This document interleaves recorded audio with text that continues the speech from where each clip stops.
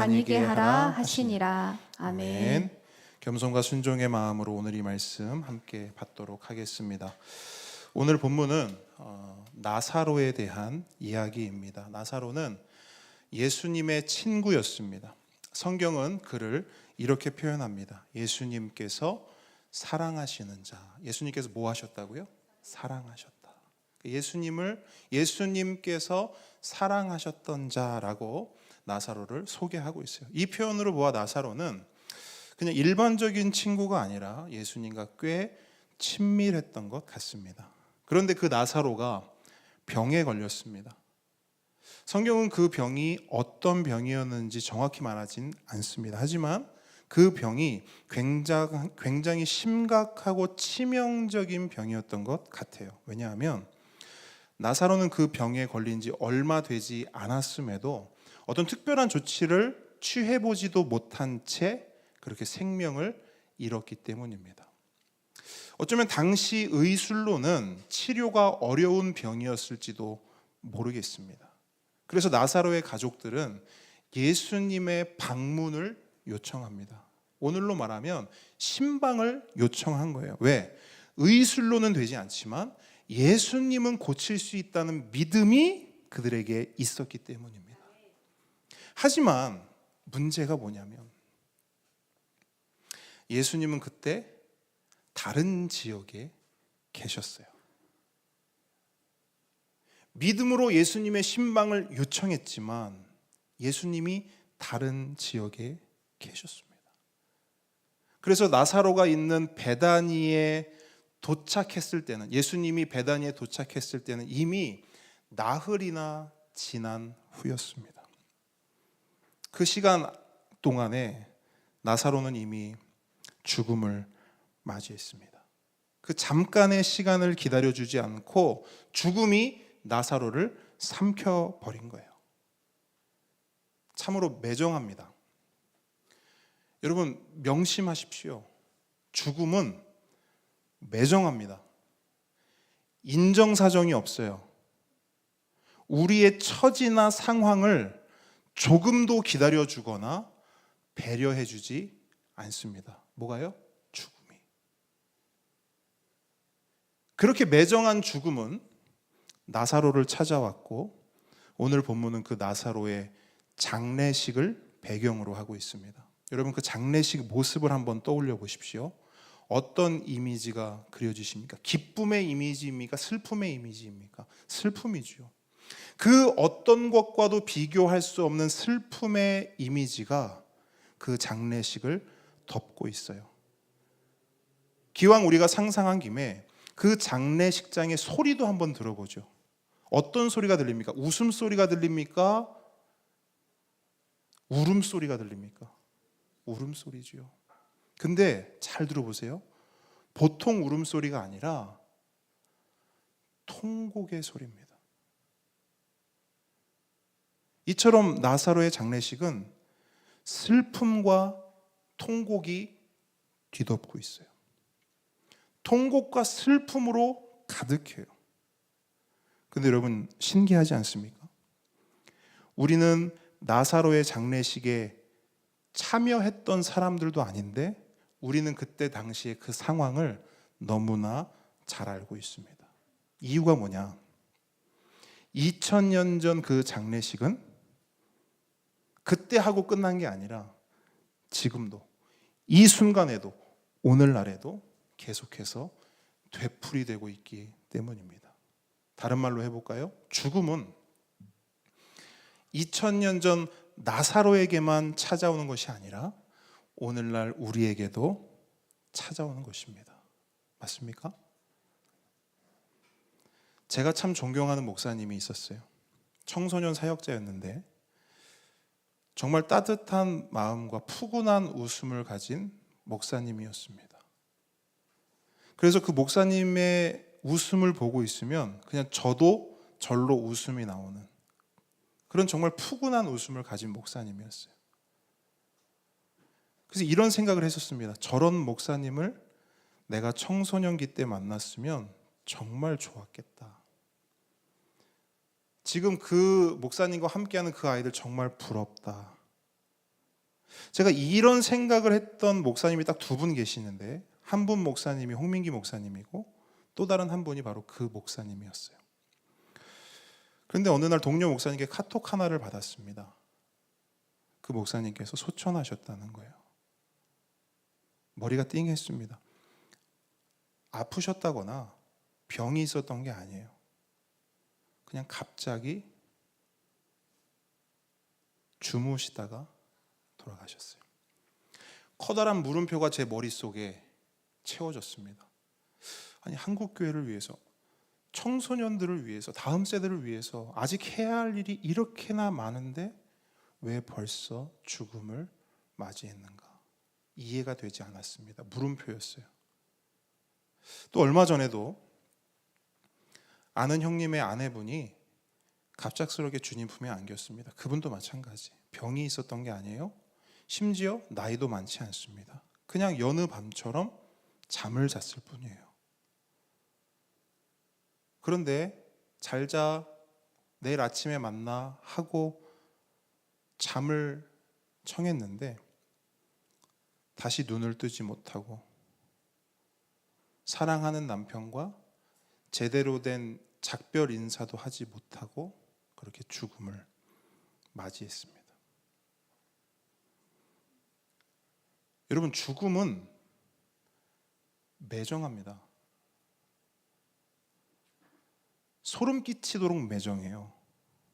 인정사정 없어요. 우리의 처지 상황, 지금 뭐 이런 상황이니까 뭐 나중에 하겠다. 우리가 뭐 예전에 무슨 뭐 전설의 고향 보면 검은색 저승사자가 왔다가 아이고 딱하다 다음에 와야지. 그건 우리가 만들어낸 픽션이고요. 죽음은 우리를 배려해 주거나 우리의 상황을 고려해 주지 않아요. 그런데 그 죽음이 어디 있냐? 저기 멀리 있어서 나랑 전혀 상관없는 그런 이야기냐? 그렇지 않아요. 그 죽음이 우리 가까이에 있습니다. 아직 모습을 드러내지 않았을 뿐이지 언젠가는 그 모습을 드러내고 저와 여러분을 삼킬 거예요. 매정하게. 생각해 보십시오. 2000년 전 나사로의 장례식에 참여했던 많은 사람들이 있었습니다. 오늘도 성경 본문을 보면 많은 유대인들이 그 자리에 있었다고 말해요. 자, 그 많은 사람들 지금 어떻게 됐습니까? 다 죽음을 맞이했죠. 장례식에 참여했던 모든 사람들, 한 사람도 빠짐없이 자신의 장례식을 다 치렀습니다. 우리는 어떨까요? 우리도 아직까지는 누군가의 장례식을 치르거나 누군가의 장례식에 참여하는 입장입니다. 지금까지는요. 하지만 우리도 언젠가는 장례식의 당사자가 됩니다. 확언했어요. 저는 될 수도 있습니다가 아니고요. 됩니다. 이처럼 죽음은 다른 누군가의 이야기가 아니라 우리의 이야기요, 나의 이야기입니다. 외면하거나 피할 수 있는 게 아니에요. 반드시 마주해야 할 현실입니다. 그래서 어떤 사람은 말해요. 모든 사람은 죽음을 향해 나아가는 존재다. 또 어떤 사람은 말해요. 사람은 죽기 위해 산다. 여러분, 우리 인간의 삶을 큰 그림으로 한번 보십시오. 우리의 삶을 무엇이 덮고 있습니까? 죽음의 그림자가 덮고 있습니다. 오늘 본문으로 돌아와서 나사로의 삶을 다시 한번 보십시오. 나사로의 삶이 무엇으로 덮여 있는가? 죽음의 그림자로, 죽음이라는 어둠으로 덮여 있습니다. 그래서 17절 말씀을 보시면 나사로가 어디에 있다고 말씀하고 있습니까? 무덤에 있다 말씀하고 있어요. 여러분, 당시 무덤은 돌을 파서 동굴 형태로 만들었습니다. 그렇게 동굴을 만들어 놓은 다음에 거기에 시신을 넣고 커다란 돌로 그 동굴을 막아요. 그게 당시의 무덤입니다. 한번 상상해 보십시오. 그 안이 환할까요? 어두울까요? 어둡죠. 당연히 어둡죠. 보통 어두운 것이 아니라 칠흑같이 한치 앞이 보이지 않는 어둠이 그 안을 가득 채우고 있습니다. 여러분, 그게 죽음입니다. 여러분이 상상하시는 그 무덤의 모습이 죽음이에요. 어두움 그 자체. 나사로는 바로 그 어둠에 덮여, 죽음에 덮여 지금 무덤에 있는 것이에요. 그런데 오늘 본문은 그 죽음에 대한 이야기만 하지 않습니다. 어둠에 대한 이야기만 하고 있지 않아요. 만약 오늘 본문이 죽음과 어둠에 대한 이야기였다면 아마 나사로의 무덤 이야기만 하다가 끝났을 겁니다. 하지만 오늘 본문을 보십시오. 무덤만 이야기하는 것이 아니에요. 무덤으로 이야기를 시작하는 것도 아닙니다. 여러분, 오늘 본문을 잘 보셔야 됩니다. 17절 말씀 보세요. 오늘 본문은 무덤 이야기로 시작하는 것 같지만 가장 처음에 시작하는 단어는 무덤이 아니라 뭡니까? 뭐라고요? 가장 첫 단어가 뭐예요? 17절 가장 첫 단어가 뭡니까? 제 성경하고 다른가요? 여러분 보시는 성경책 17절 가장 첫 단어가 뭐예요? 예수잖아요, 예수. 여러분, 오늘 본문은 무덤의 이야기가 아니에요. 예수의 이야기입니다.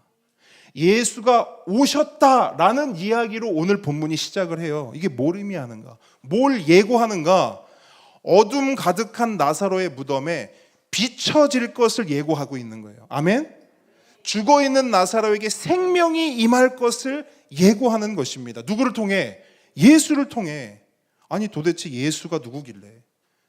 아니 예수님이 도대체 누구시길래 이런 일들이 가능한 것일까? 요한복음 8장 12절을 보면 예수님은 자신에 대해서 이렇게 선언하십니다. 제가 읽어드릴게요. 나는, 예수님이 하시는 말씀이에요. 나는 세상의 빛이니. 세상이 뭐라고요? 빛이다. 그래서 나를 따르는 자는 어둠에 다니지 아니하고 생명의 빛을 얻으리라. 뭘 얻는다고요? 생명의 빛. 자, 이유가 뭘까? 왜 예수님을 따르고 예수님이 함께하면 생명의 빛을 얻게 되는가? 오늘 본문에서 그 답을 찾을 수 있습니다. 25절로 26절인데요. 중요한 말씀이니까 우리 큰 목소리로 함께 읽습니다. 시작. 예수께서 이르시되 나는 부활이요 생명이니 나를 믿는 자는 죽어도 살겠고 무릇 살아서 나를 믿는 자는 영원히 죽지 아니하리니 이것을 내가 믿느냐. 아멘. 자, 답이 뭡니까? 예수님 그분께서 부활이시요 생명이시기 때문이다 라고 성경은 말하고 있어요. 죽은 자의 생명도 예수님 손에, 산 자의 생명도 예수님의 손에 있기 때문이다 라고 본문은 말해요. 다시 말해, 예수께서 모든 생명의 주인이시기 때문에 예수님을 따르고 예수님이 함께 하시면 생명의 빛을 얻게 된다라고 말씀하는 것입니다. 여러분, 이것이 성경이 말씀하는 바 진리입니다. 사실입니다. 이것을 여러분이 믿으십니까? 이것을 믿으십니까? 여러분, 이 질문은 제가 드리는 질문이 아닙니다. 예수님께서 던지신 질문이에요. 내가 모든 생명의 주인이다. 마르다야, 마르다야, 내가 이것을 믿느냐? 너희들은 이것을 믿느냐? 예수님의 이 질문에 마르다가 대답합니다. 그 대답이 27절이에요. 함께 읽습니다. 시작. 이르되 주여 그러하외다. 주는 그리스도시요 세상에 오시는 하나님의 아들이신 줄 내가 믿나이다. 아멘. 여러분, 너무나 귀한 믿음의 고백입니다. 이 고백만 보면요, 마르다는 예수님이 부활과 생명의 그리스도 되심을 믿고 있는 것처럼 보입니다. 보여요, 그렇게. 그런데 본문 뒤쪽에 가보면 조금 의아한 장면이 나옵니다. 그러니까 마르다의 말과 행동이 좀 상충되는 것이 보여져요. 39절인데요. 이것도 한번 같이 읽어보겠습니다. 시작. 예수께서 이르시되 돌을 옮겨 놓으라 하시니 그 죽은 자의 누이 마르다가 이르되 주여 죽은 지가 나흘이 되었음에 벌써 냄새가 나나이다. 아멘. 자, 예수님께서 돌을 옮기라 말씀하세요. 이유가 뭐냐면 나사로가 이제 살아서 나올 거니까 무덤을 열라는 것입니다. 다른 말로 예수님께서 나사로를 뭐 하시겠다는 거예요? 살리시겠다는 거예요. 그런데 마르다의 반응을 보세요. 마르다의 반응. 예수님, 나사로가 죽은 지 며칠 되었다고요? 네, 나흘, 4일이 되었다는 거예요. 예수님 냄새 안 나세요? 무덤 밖에서도 이렇게 냄새가 나는데 예수님 도대체 돌을 왜 옮기시려고 합니까? 이렇게 말하고 있어요. 앞에서는 그리스도시요 하나님의 아들이심 믿습니다. 주님이 부활이시고 주님이 생명입니다. 모든 생명 주님 손에 있습니다. 그걸 믿습니다라고 고백했단 말이에요. 그런데 시간이 며칠이 지난 것도 아니에요. 그 자리에서 그 시간에 행동은 어떻게 하고 있어요? 전혀 믿지 않는 것처럼 행동하고 있다는 거예요. 그럼 우리는 질문해요. 마르다의 믿음은 가짜인가? 어떻게 생각하세요? 도집사님, 마르다의 믿음은 가짜입니까? 다르잖아요. 지금 우리가 본문으로 확인했잖아요. 그죠? 그럼 마르다의 믿음은 가짜네요. 믿는 것처럼 보입니까? 안 믿는 것처럼 보입니까? 그죠? 믿음 없는 것처럼 보이죠. 다른 말로 안 믿는 것처럼 보인단 말이에요. 근데 여러분, 마르다는 믿음의 사람이었어요. 그녀는 진짜 예수님의 부활되심과 생명되심을 믿었습니다. 믿었어요. 근데 여러분, 문제가 뭔지 아세요? 믿기는 믿었는데 그 믿음의 크기가, 그 믿음의 지경이, 그 믿음의 범위가 작았어요. 설명드릴게요. 23절로 24절 한번 보세요. 23절. 일단 23절 눈으로만 한번 보시기 바랍니다. 눈으로. 예수께서 이르시되 내 오라비가 다시 살아나리라. 예수님 말씀하셨어요. 나사로가 다시 살아날 것을 말씀하십니다. 그런데 마르다의 대답이 뭐예요? 24절 함께 읽습니다. 시작. 마르다가 이르되 마지막 날 부활 때에는 다시 살아날 줄을 내가 아나이다. 아멘. 자 보세요. 마르다는 나사로가 다시 살아날 것을 믿었습니다. 다른 말로 예수님의 부활되심과 생명되심을 믿은 거예요. 그런데 마르다는 하나는 알고 둘은 몰랐어요.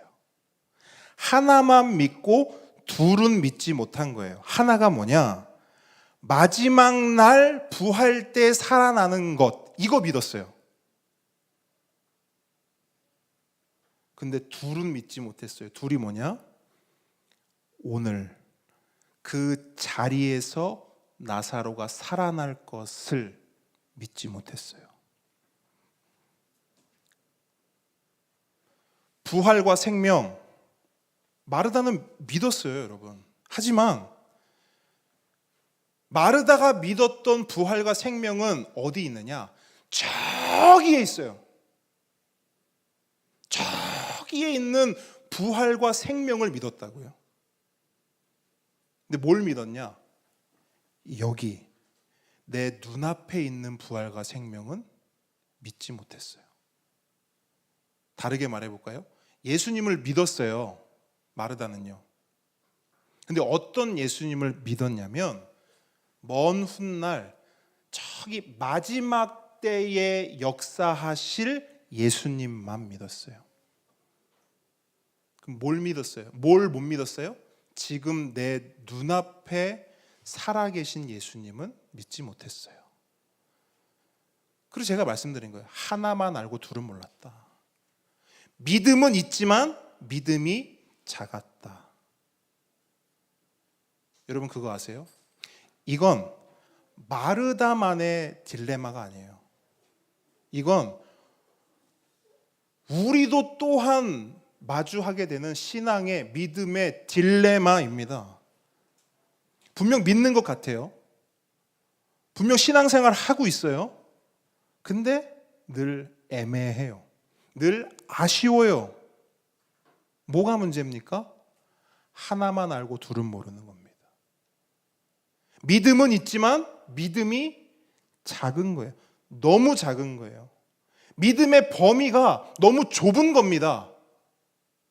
저기 있는 예수님은 믿어요. 근데 당장 내 눈앞에 계신, 내 안에 계신, 지금도 내 삶에서 역사하시는 예수님을 믿지 못해요. 그게 우리 신앙의 딜레마입니다.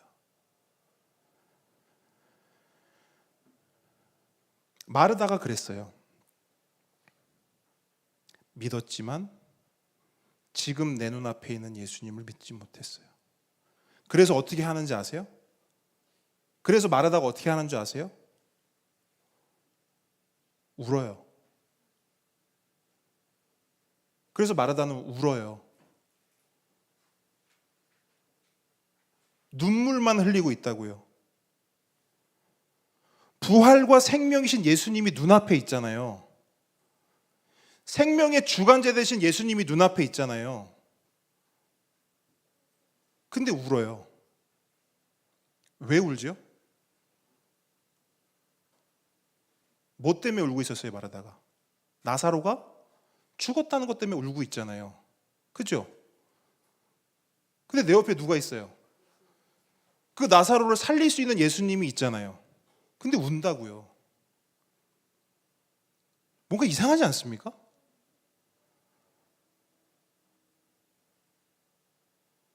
근데 오늘 본문을 보니까 마르다만 그러고 있는 게 아니에요. 33절 한번 보세요. 33절.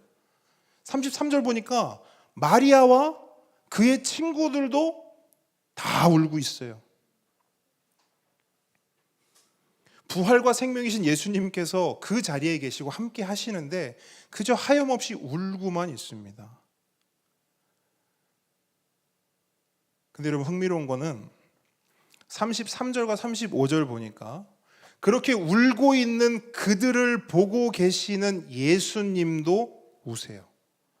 33절 한번 눈으로 한번 보십시오. 예수께서 그가 우는 것과 또 함께 온 유대인들이 우는 것을 보시고 심령에 비통히 여기시고 불쌍히 여기사 35절 예수께서 눈물을 흘리시더라. 예수님도 울고 계세요. 그런데 여러분 눈물에도 종류가 있다는 것 여러분 아시죠? 눈물이라고 다 똑같은 눈물이 아닙니다. 그래서 오늘 본문을 기록한 사도 요한은 의도적으로 사람들의 눈물과 예수님의 눈물을 다르게 표현합니다. 원어로 보면 정확한데 쉽게 말하면 이겁니다. 요한은 사람들이 흘리는 눈물을 슬픔의 눈물로 표현해요. 그런데 예수님의 눈물은요, 비통의 눈물로 표현합니다. 비통의 눈물. 자, 여기서 비통은 뭐냐? 한마디로 설명드릴게요. 분노의 감정을 말해요. 분노의 감정. 즉, 예수님의 눈물은 단지 나사로가 죽어서 슬퍼서 오는 눈물이 아니었어요. 예수님의 눈물은 비통의 눈물, 분노의 감정에서 비롯된 눈물이었습니다. 자, 그러면 예수님이 뭐에 대해서 분노를 느꼈을까 볼 필요가 있는데 먼저는 이거예요. 죄에 대한 분노입니다. 왜 죄에 대해서 분노하는가? 예수님이 그 자리에 있는 모든 사람들이 울고 통곡하는 모습을 보셨어요. 그런데 예수님의 눈에는 뭐가 보였냐? 그들 위에 덮고 있는 죽음의 그림자가 보이는 거예요. 그들 위에 덮고 있는 죄의 그림자가 보이는 거예요.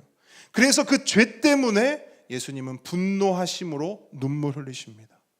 죄 때문에 세상에 질병이 들어왔고, 죄 때문에 세상에 죽음이 들어왔고, 죄 때문에 눈물과 슬픔이 온 세상을 뒤덮고 있는 그 모습을 보시고 예수님은 그 죄에 대해서 분노하심으로 눈물 흘리신 거예요. 그리고 또 하나.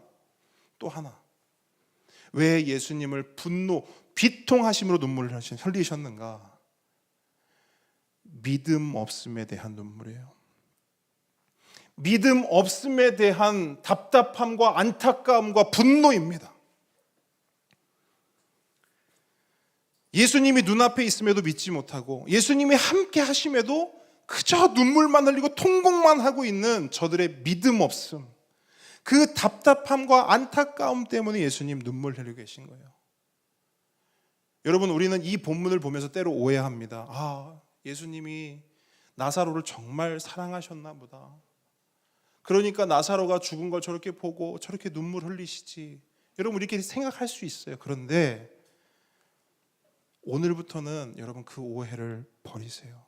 예수님은 나사로 때문에 우신 게 아니에요. 여러분, 나사로는 이제 예수님이 살리실 겁니다. 근데 여러분, 나사로 때문에 예수님이 우실 이유가 뭐가 있어요? 이제 살아날 건데, 맞죠? 예수님은 나사로가 다시 살 것을 믿지 못하는 자들, 모든 생명이 예수님 손에 달렸다는 것을 믿지 못하는 믿음 없는 자들 때문에 우신 겁니다. 그래서 예수님은 그 믿음 없는 자들을 위해서 어떻게 하시느냐? 무덤 앞에 서십니다. 도무지 믿지를 못하니까 예수님이 무덤 앞에 직접 서세요. 부활과 생명이 무엇인지, 그리고 그 부활과 생명이 예수님 손에 있다는 것이 어떤 의미인지를 보여주시기 위해, 두 눈으로 확인시켜 주시기 위해 무덤 앞에 서십니다. 그리고 말씀하십니다. 그 앞에서 막 이런저런 행동을 하는 게 아니에요. 어떤 주술적 행위를 하는 게 아니에요. 그저 말씀으로 명령하십니다.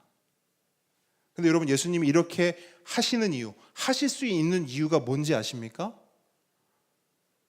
어떻게 죽음에 대해 생명을 명령하십니까? 말씀만 하십니까? 그렇게 하실 수 있는 건 예수님이 주인이시기 때문입니다. 아멘? 여러분, 주인은요, 어떤 일을 하기 위해서 직접 움직이거나 행동하지 않아요. 진짜 주인은 그냥 명령합니다. 그냥 말씀으로 명령만 하세요. 그러면 순종합니다. 그것이 무엇이든. 그럼 예수님이 뭘 명령하셨습니까? 43절 보세요. 큰 소리로 부르시니 나사로야 나오라 명령하세요. 여러분, 이 말씀도 너무 중요한 게 아무개야 나오라가 아니에요. 야, 거기 너 나와라, 이게 아닙니다. 나사로야 나오라. 나사로라고 하는 이름을 콕 집어서 예수님 부르세요. 그랬더니 어떤 일이 일어나는가? 44절 말씀 큰 목소리로 우리 함께 읽습니다. 시작.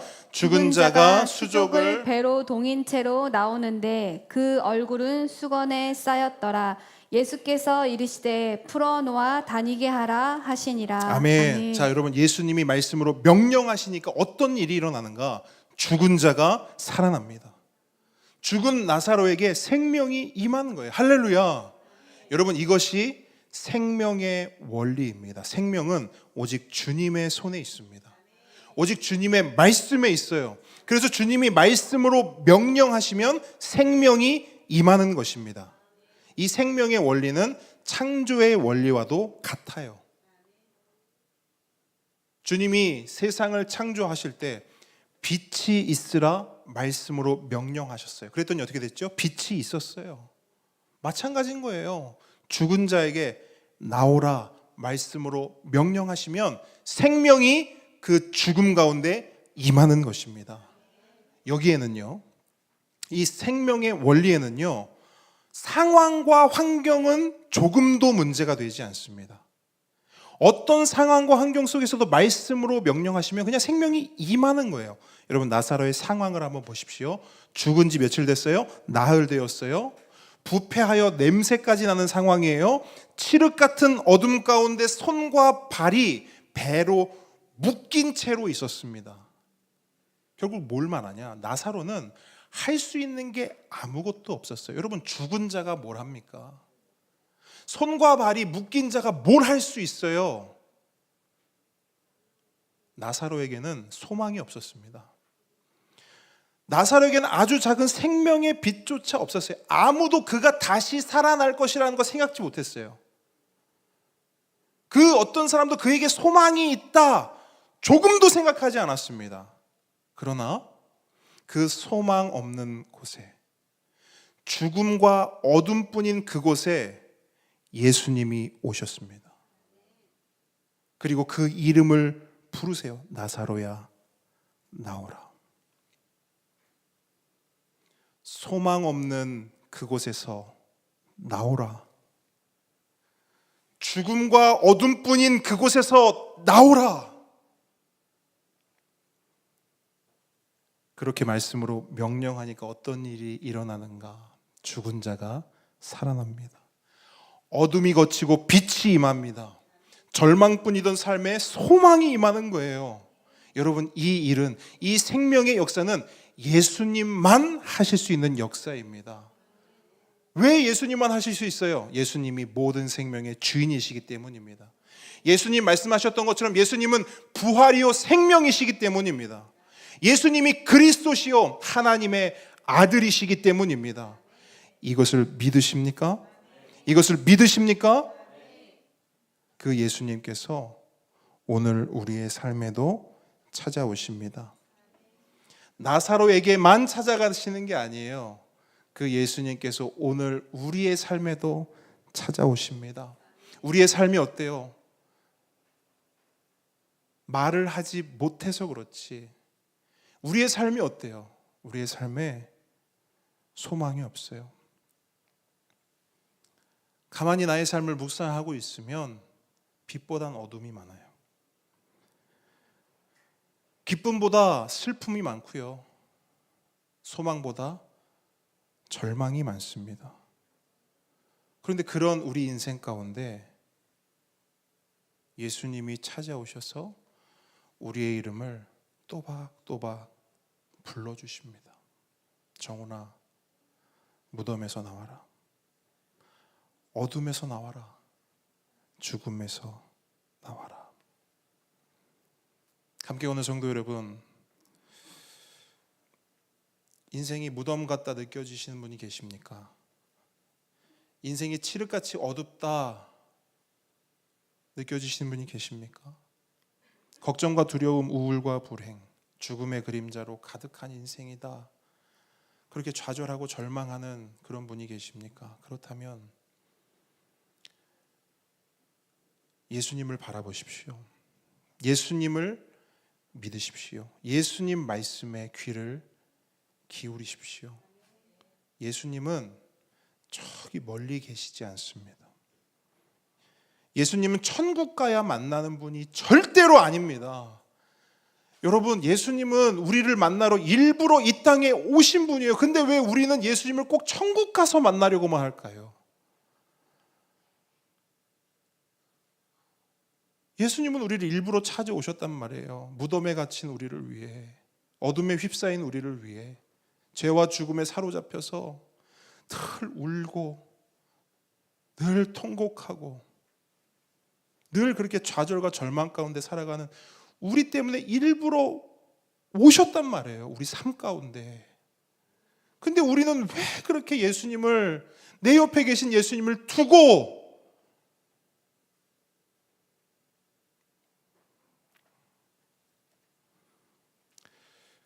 간절히 바라기는 예수님을 눈앞에 두고 울기만 하고 통곡만 하는 그런 믿음 없는, 그런 믿음이 작은 자들이 되지 않기를 바랍니다. 간절히 바라기는 우리는 나사로처럼 되길 원해요. 나사로처럼 죽으라는 말이 아닙니다, 여러분. 나사로처럼 하나님 말씀에 순종하라는 것입니다. 여러분, 오늘 본문을 보세요. 놀라운 게 있어요. 우리는 오늘 본문을 보면서 나사로는 죽었으니까 제쳐두고 이 말씀을 보죠.